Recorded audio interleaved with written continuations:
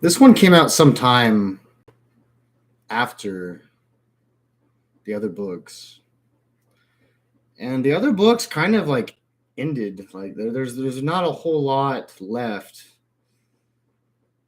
to interpret.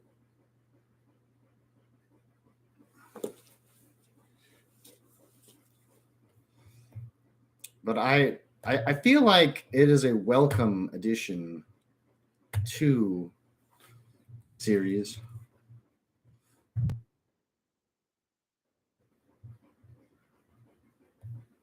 Okay, we have a good mic check. So without further ado, Last Chancers 4, Armageddon Saint.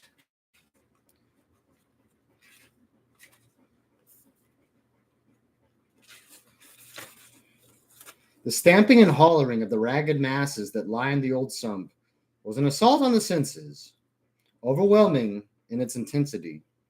Hundreds of feet drummed on ferrocrete. Hundreds of fists slammed against metal rails and bulkheads. The smell was every bit as offensive, a cloying mixture of oil, rust, human sweat, and fungal orc stench. Hundreds Vapors rose from vents in the floor, a noxious fog that clung lazily to the lower steps, leading to the improvised gantries welded and bolted to the surrounding walls. The source of both the noise and the stink was half seen. The walls of the broad sump, left in shadow by the flickering yellow lumen strips that hung from chains at its center. A single shadowy entity of glaring eyes and open mouths poured derision and hatred down on the prisoners, led in the chains before it. The captives returned this loathing with a mixture of venom and dejection.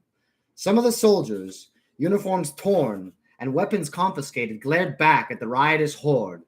Others hung their heads, eyes fixed on the swirling mist around their feet. Those that escorted the prisoners held aloft trophies of various sorts, looted weapons, captured helmets, and insignia of the Astra Militarum. They were dressed in scavenged pieces of flak armor and scraps of carapace, adorned with the sharpened rivets, orcish glyphs, and chains. They wore bracelets and torques made from tank parts and underhive detritus, heads protected by an athletic mix of tankers' caps, horned orc bowls, imperial issue bassinets, workers' helmets, and battered eco-suit domes.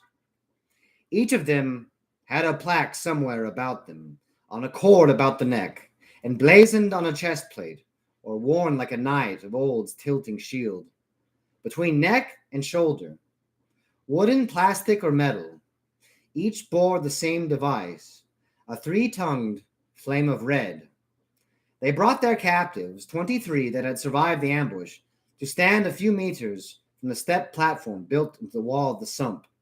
The stage was populated with a score of disparate folk, a human menagerie of low-hive scum, up-hive nobles, and everything in between. Their dress was as varied as their origins, taking in the scope of oil-stained rags to multicolored plumes, by way of factory coveralls, trooper fatigues, elegant gowns, and long-tailed dress coats. Like the ambush party, each one of the elevated court wore a symbol of their allegiance, either painted on plaques, sewn into badges, or embroidered directly into cloth. A chair of extruded plastic dominated the center of the dais. It was shaped like a flare, flames forming at its back, twisting in imagined vortexes to make the legs and arms. The flames came together as a couple of meters above the stage, forming a crude approximation of the imperial Aquila, eagle wings outspread. Despite the attempted art of its design, the red plastic finish was shiny and crass. There was a space about the throne, a rough circle a few meters across, empty save for two figures. The first was a hulking brute, skin dark green, almost black, bucket-jawed and red-eyed. Its gold-braided frock coat was distended by slabs of muscles. A single feathered hat propped upon a slanting cranium between two pointed ears. Long arms hung at its sides, bracelets of spiked steel about the wrists, glinting rings encircling strong, thick-knuckled fingers.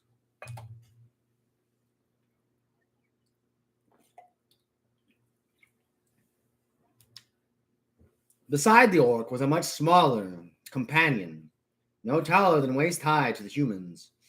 Its skin was far paler, its clothes diminutive copies of the orc's, but even more extravagant in color and jewelry. The feathers that adorned its cap were almost as tall as the wearer. The throne's incumbent was dressed in a silk-like, open-fronted robe of purple and black, patrician colors. His flesh was scarred in many places, his face a duality of white scar tissue on one side and livid wheals on the other. The burn marks continued down to his chest, obscuring old tattoos. From this came his name, which issued from the lips of his followers, sung softly at first, the Burned Man, the Burned Man, the Burned Man. Voices rising in crude harmony. The lyric rebounded from the metal walls.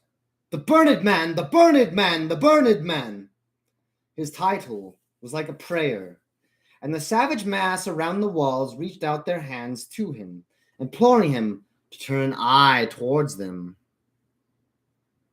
The captives were thrust forward, presented to the Burned Man as prizes. The leader of the raiding company bowing low so that his plaited beard cut a furrow through the ankle-deep miasma. Among the prisoners was one who was neither cowed by his surroundings nor belligerent. He wore the shirt and leggings of an Astra Militarum officer.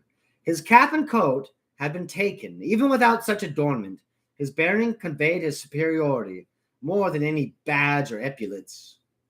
His gaze had been fixed upon the Burned Man from that moment of entering, oblivious to the clamoring threats that rained down.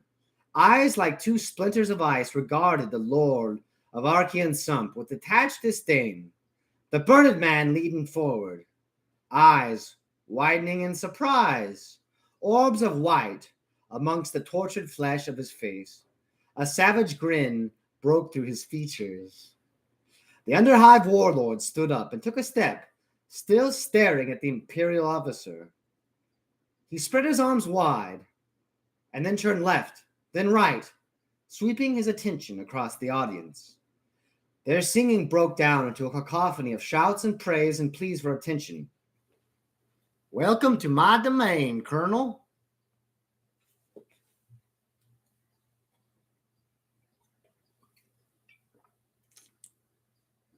I would like you, as the reader, to make your own opinion as to whether or not there should have been a fourth installment to The Last Chancers.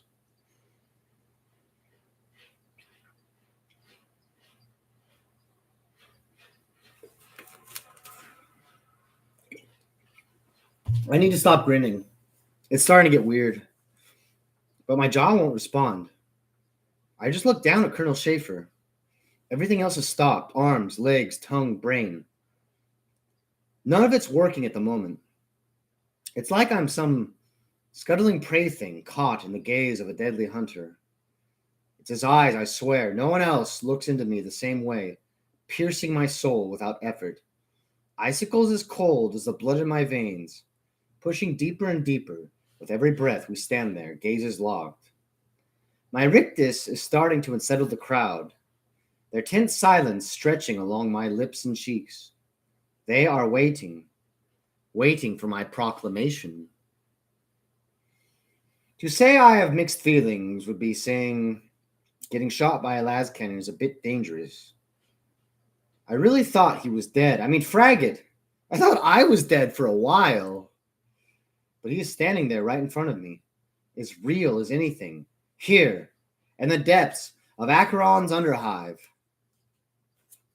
At least 20 kilometers from anything resembling imperial authority.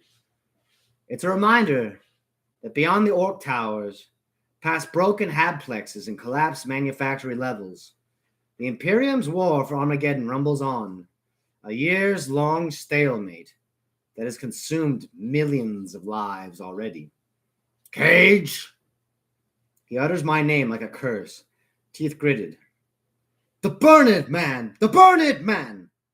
My company raise their voices in protest to the use of my given name.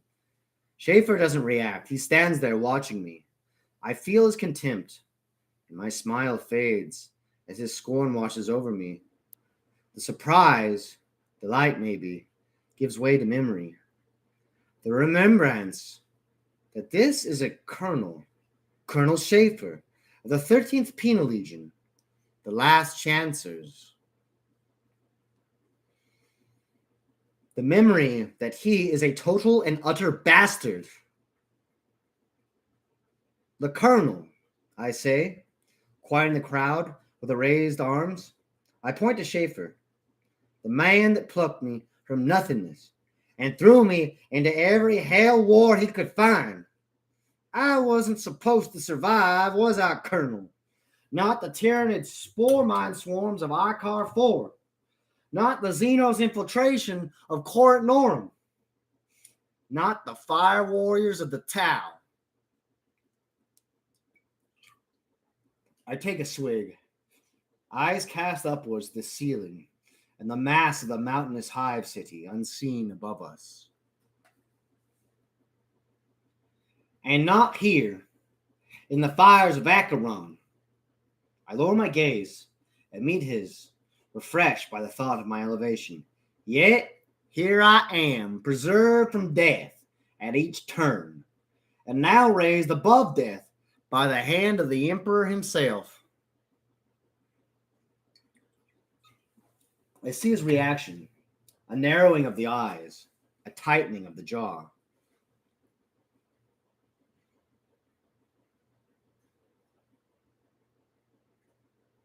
But you know that, of course. You came looking for me. Traitor! Shouts one of the guardsmen with him. I think it's Lori at first. She looks like Lori. Except she doesn't. She looks nothing like Lori. Pale skin but not white, dark hair, at least 20 centimeters shorter. And Lori is dead. I cut her open. I used my hands to do it. Another outburst of jeering rings from the audience, but I just shrugged.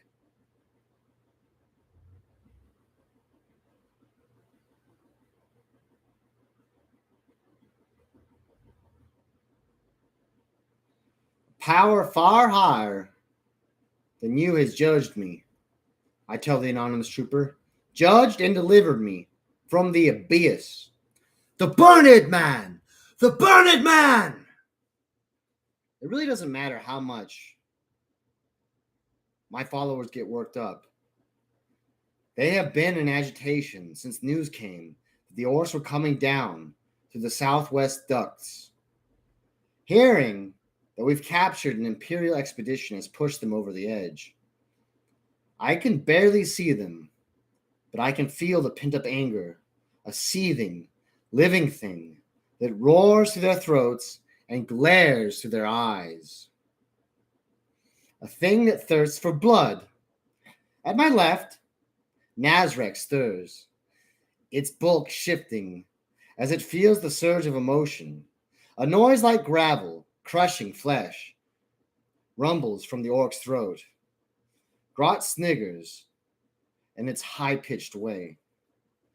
I hadn't expected it to be the colonel. If I'd known, I wouldn't have arranged this celebration. The crowd are too excitable.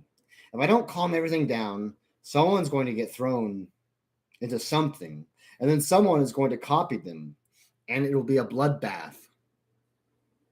It's a fine line between stopping them from killing these troopers and denying them their vent for growing anger. Anger that has swelled in recent days for no reason that I can uncover. Just the rage that has stirred up the orcs, the rival warlords, and even the Imperial Guard camped outside the hive. Everyone seems eager for a renewed war.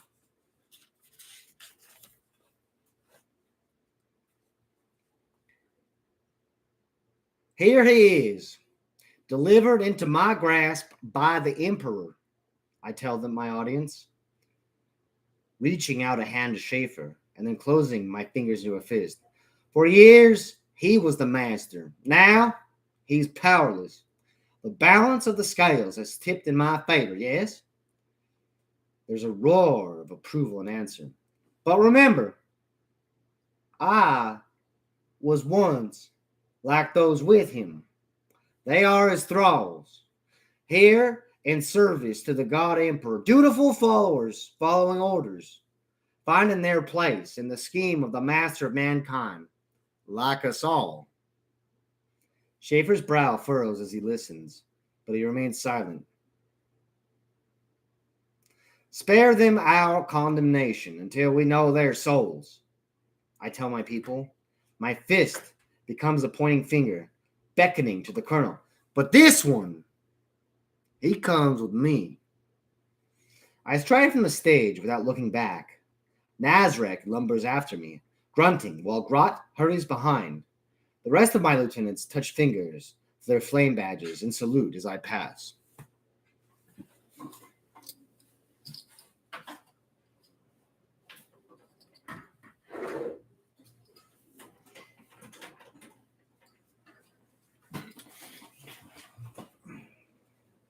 My chambers are down a short corridor, adjoining the sump vat.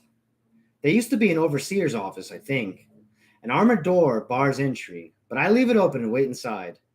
Carroll and three of his gang bring the colonel down the corridor. They escort him rather than manhandling him, reluctant to lay hands on Schaefer. He looks like he is on a parade ground, back straight, arms swinging, as though on a marching drill. His eyes are moving now, taking in everything. Passing over me, he looks at Nazarek, the guards, the environment. I back away from the door as he approaches, allowing him to enter. The outer chamber has a couple of benches and a small table. The walls, bare plaster, caked in places where the ancient hive city has settled over the ages. I give Carroll a nod, and he leaves with the others. I close the door, giving the lock handle a spin. Thank the Emperor, I begin. Instincts cause me to duck and twist as I turn back towards the colonel. Schaefer's straightened fingers, intended for my throat, miss by a few centimeters. I guess he's not here to bring me in alive. I drive my knuckles into the point of his jaw. He reels from the blow. I kick hard at the side of his knee, tripping him. I back off, hands raised, rather than follow up. Hold on, I bark. Give me a fragging chance. Schaefer stands up, flexing his fingers. I knew you were not dead, he says. I did not know how, but I knew. No body, no proof. He steps to the right. I move in to keep the table between us. I'm a hard man to kill. That's why you like me so much. There's a flicker of acknowledgement, but his gaze hardens. When I heard there was a warlord called the Burn Man, I did not think much about it at first. Even so, it nagged at me. I had to see for myself whether or not it was true. And it's true. He drops his shoulders as though he's about to head right. But I'm not fooled. I vault the table as he lunges around to the left. You should know you should know by now, Cage. You cannot run from me. You cannot hide from me. Learned that the hard way, I laugh. The armored door is behind me, no chance to turn. If I put my back to feel for the lock, the colonel will be on me like a Narusan panther. Escape isn't the point. If I open the door, Nazarek and the others will come piling in. Schaefer interrupts my racing thoughts, a booted foot connecting with the lips of the table, skidding it towards my legs. He follows, fist pulled back. I roll, shoulder hitting the ferrocrete hard, jarring my neck. I come to my feet and keep going, jumping up onto one of the benches, throwing a kick back as he comes after me. My heel connects with his forehead as he bowls to the strike, seizing my knee and thigh. I twist, trying to spin my other foot around. He ducks, blocking my boot with his shoulder. Tucking myself into a roll, I tumble free, but land awkwardly on my head.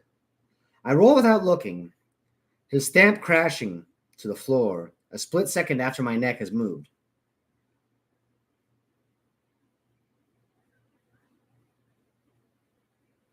You should have had your friends kill me when you had the chance. The colonel steadies himself as I back away.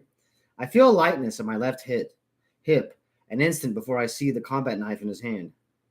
You sly fragger. No sudden onslaught this time. The colonel edges forward, blade held ready. He knows I'm good with a knife, really good. And that means I'm good at dealing with someone else with a knife. First rule of the knife fighter: don't bring a weapon if the enemy can take it off you. You betrayed me. You left us to die. It's the first time he's shown any emotion. His frown deep. I never betrayed you. I step back, and my calves touch the other bench. I finished the mission. You would have done the same. That's what being a last chancer is about. Finish the mission, even if no one gets out alive. There's a slight hesitation, but it continues on, taking another step closer. The blade tip weaves left and right, small movements to mask the moment of intent. That's right. He locks that stare at me again. Finish the mission, even if it means not walking out alive. My priorities are rapidly changing. There's a pistol in my bedroom, the door to the next chamber between me and the colonel. I don't take the weapon to the audiences. I don't like the idea of bringing a gun among a bunch of people that might want to use it on me. I make one last bed for clemency. I thought I would die, I tell the colonel. I grabbed Von Strab and threw us off the furnace chasm to kill us both. So why aren't you dead? I shrug. The Emperor saved me. I forgot how fast he can move.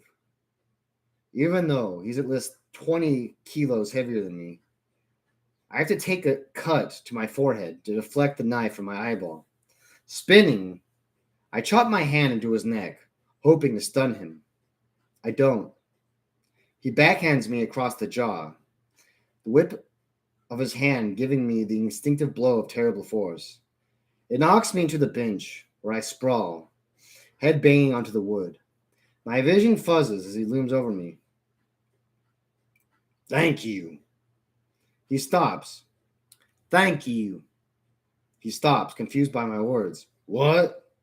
Thank you, I tell him, sitting up. I tilt my head back, submitting my throat to the knife edge.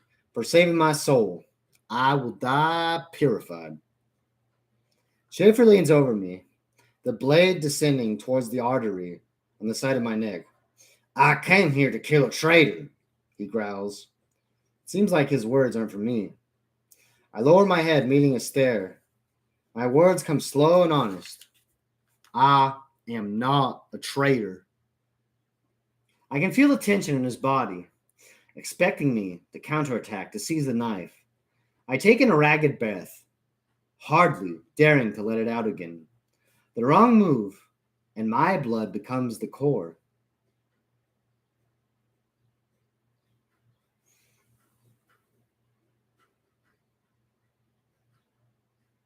I didn't have you killed because why would I want you dead?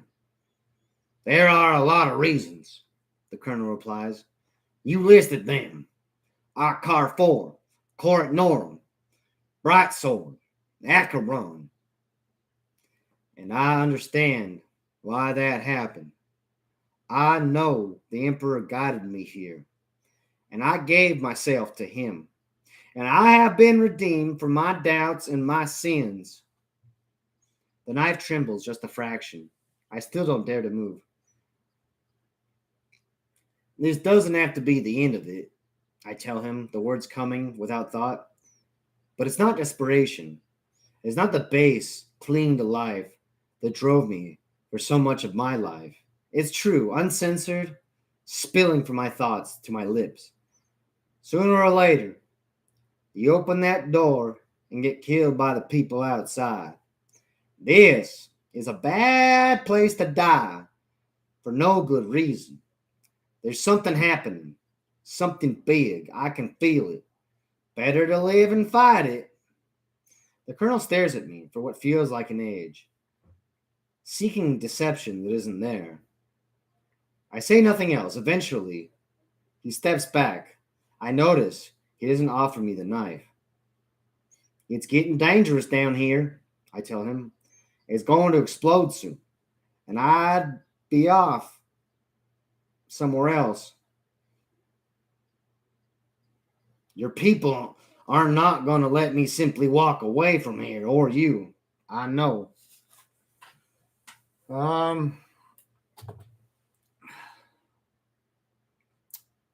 It's really the last chapter, the last book, and this book both remind me of my own experiences, and that it's like this vicarious feeling that I've only felt once before.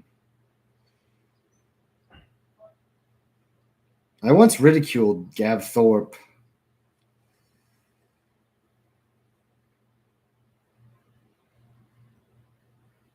But he understands some sort of human struggle that I am too familiar with. The colonel not trying to kill me is an immediate improvement to the situation, but doesn't solve any of the bigger issues. I have a bolt hole, I tell him, tilting my head towards the adjoining chambers. Fake vent cover out into the tunnels that run under the sumpways. That will not help the men and women who came with me. No. I flop into the bench, racking my brains. We need to isolate the objective, then determine the best direction from that, says the colonel, like any other mission.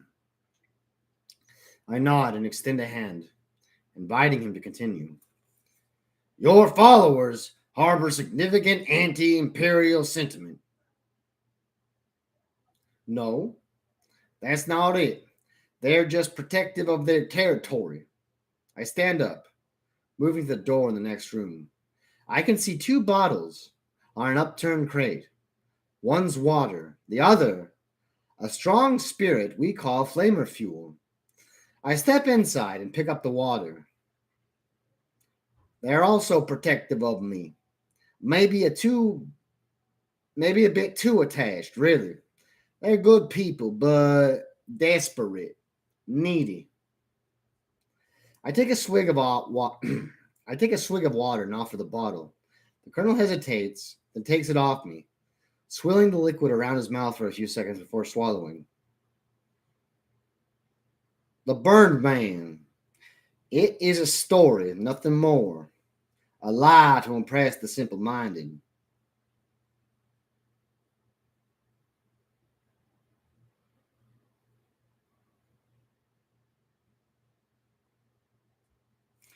And how has the Emperor saved you? Schaefer shakes his head. The rumors that I heard told of a man plunged into the fires and emerged with angel wings, alight with golden flame. Admit it, it is a convenient myth, at least convenient, until you need to leave your miscreant followers behind. You were never good at taking responsibility, Cage. It's what happened, I insist. I couldn't say for sure about the wings, but other than that, I fell into the flames and they burned me. I take a step closer and he stiffens. The tip of my finger traces the molten swirl down the side of my face. I burned, but I lived. The thing that was inside of me, the thing that made me betray you, that killed Lori. It was a force from the abyss, a messenger of the darkness. But the Emperor plunged it from my thoughts and rescued me, redeemed me. Schaefer says nothing as he scrutinizes me again. With a sigh, he steps past me and takes the water bottle. He opens it and lifts the rim to his lips, his eyes still on me. Why? He growls. Why did the Emperor save me? He nods. The same reason he saved me 100 times before, I suppose. Every bullet that missed. Ducking just a moment before that spore mine exploded in our car 4. Giving me the strength to break the God plant's mind control and false hope. To resist Zeno's hypnoticism at Court Norm. How many times has he saved you, Colonel? He opens his mouth to argue, I'm sure, but then closes it without saying anything. I can guess his thoughts, because I've had the same ones. Just chance, right? I say. The bullet's got to find someone. Only the survivors can claim they were blessed. The dead got nothing to say. Look, coincidence? But then you have to ask yourself, if it's all just good and bad fortune, what's all this business about our souls being saved by the Emperor? Either the God Emperor is watching and maybe taking a hand, or he isn't. Like that mad, broken preacher Gappo used to say. What if he isn't listening when you pray? Or Cronin, poor bastard, talking only in verses from the litanies of faith. Should have been dead in a chapel, gutted by a tyranid. Maybe he saw something he could never explain, felt something. Immortal? Inhuman? Are you saying that is what you felt? The touch of the Emperor upon you? For once, there's no disdain in the Colonel's question. I truly did. The flames licked at my skin, and I felt a power inside me, lifted me from their embrace. In the flames, I saw the Emperor. In their roar, I heard.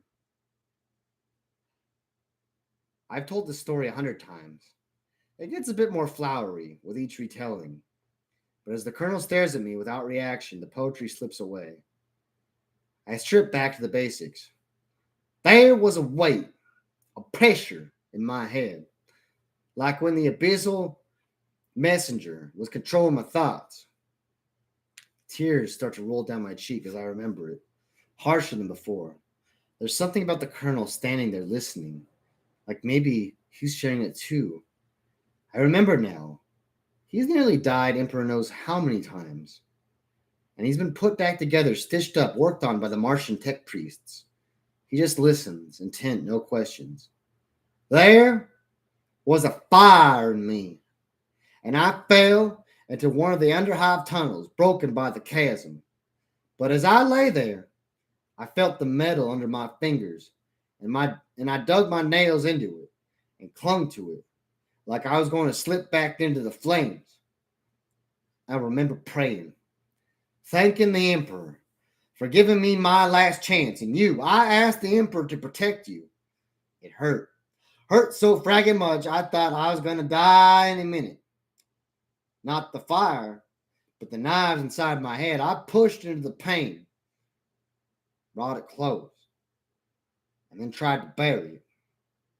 Calling on the Emperor again and again. Then it was gone, leaving me. I felt like there was a gentle breeze through my soul. When I'm done, I stand there shaking, staring at his face for some sign of what he's thinking. He looks me up and down, slowly, gauging every bit of me. And that is why your followers will not be happy for you to leave. They see you as a connection to the Emperor, their prophet, their guide. I don't say any of that stuff, though some of them say it for me. You do not deny their claims. They can believe what they want. If I start arguing, all this comes tumbling down, and me with it. Which brings us back to the question. of how you will extricate yourself from your followers. Do I need to? The question surprises him, and the colonel rubs a knuckle along the side of his nose, thinking for a few seconds. What are you proposing? We all get out of here, out of Acheron. You are a deserter. You have others in your ranks that have abandoned their posts. Why would they return to the Imperial Guard? I'm sure you can handle that side of things. If you have a mission, that makes us the new 13th Legion. That's not the biggest problem. I'd be happy to deal with that if we can get to the Imperial lines. No, it's the thousands of orcs between us and there that'll be the hardest thing. You have been fighting orcs since our parting. What makes this so different? There's fighting to keep some territory. Maybe some raids to keep the power balance. But then there's leading 1,500 men, women, and children out through orc-held Underhive. Children? There are families down here. Came to the Burned Man looking for protection. You really love playing the savior, Cage. Nobody's playing, I tell him with a grimace. Then my mood improves as an idea settles. But the Holy Savior story would probably convince them to come with us. I spin a yarn about you coming to take us to some emperor-blessed war effort. That we've all been called upon by the power of terror. The colonel growls. I am not going to concede that you have been blessed by the emperor. You are so stubborn. I pace back and forth a few times, hands clenching and then relaxing. I'm telling the truth. And even if you don't believe me, what's the problem? Do you want to get out of here or not?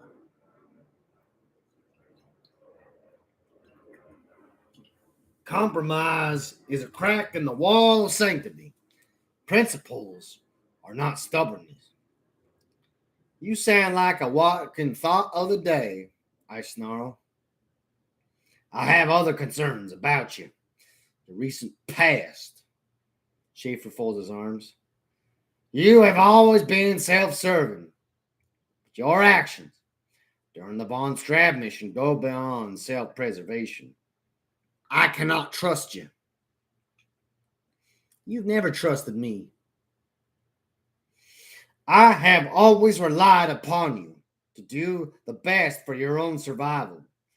What occurred in the court of Von Strab, the way you turned on us, was beyond survival. It was vindictive and homicidal. It wasn't me. I kicked the table leg in frustration. I told you that. There was a spirit of the abyss in me, pushing me down inside my own thoughts, which you claim to have single-handedly purged. Not single-handedly. I sigh and shake my head. It was the Emperor. The breath of the God Emperor passed through me. I brought Ohabs for a reason. The colonel turns his shoulders slightly, his posture directing my attention to the door.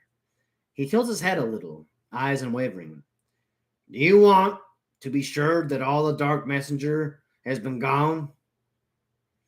I'm about to spit out another angry reply, but stop myself. The litanies of faith are full of martyrs that died for the Imperial Creed.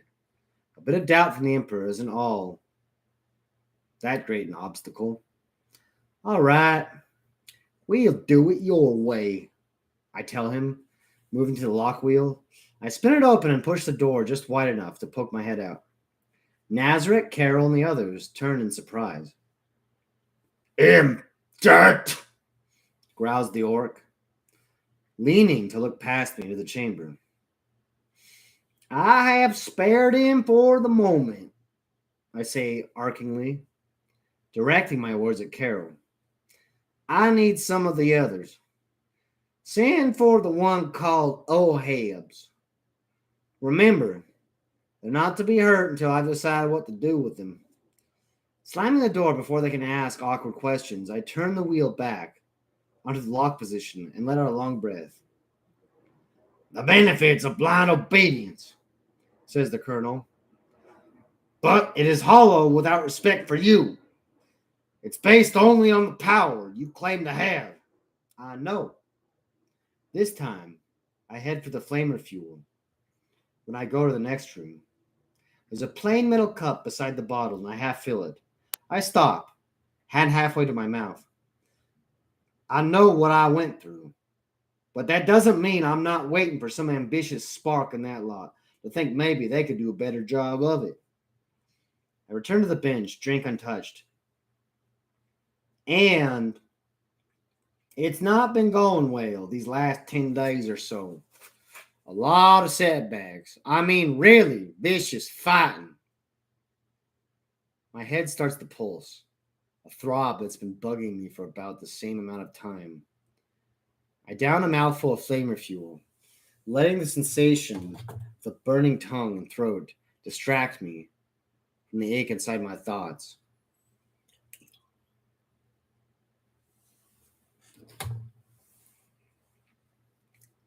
Perhaps it's the Emperor telling me it's time to move on. Maybe an omen of you coming here. The colonel looks thoughtful for a few seconds, looking away. When his eyes return to me, there's a peculiar quality to his gaze, like uncertainty. What? I ask. At first, he doesn't look like he's going to answer, but then he relents, unfolding his arms, fists still clenched. There have been bad auguries from the astropaths for the last 60 or 70 days. Navigation in and out of the Armageddon system has been getting more difficult. Wild talk about the astronomicon dimming, being clouded. Like the shadow and the warp, I suggest. Not the Tyranids, says the colonel. The orcs, then. Nazareth talks about it. The big green. A sort of orkiness they all share gets stronger the more of them are around. Not orcs, Schaefer says heavily. I think your abyssal stowaway, the one you say you have expunged, was a precursor of something else. The warp is stirring in strange ways. I've been doing this long enough to know that means a prize opportunity to do something insanely suicidal for the Emperor. You are mistaken. I have no mission, Cage.